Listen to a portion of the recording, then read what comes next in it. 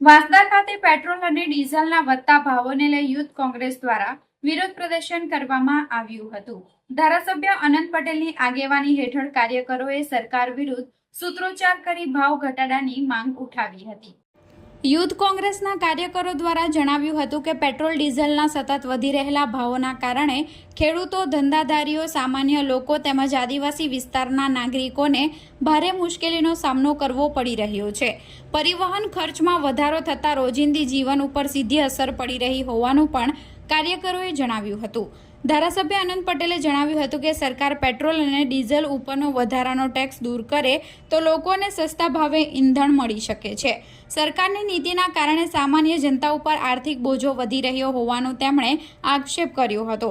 આ સાથે યુથ કોંગ્રેસે ચેતવણી આપી હતી કે જો પેટ્રોલ અને ડીઝલના ભાવમાં ઘટાડો નહીં કરવામાં આવે તો આવનારા દિવસોમાં ગાંધી ચિંધ્યા માર્ગે ઉગ્ર આંદોલન કરવામાં આવશે।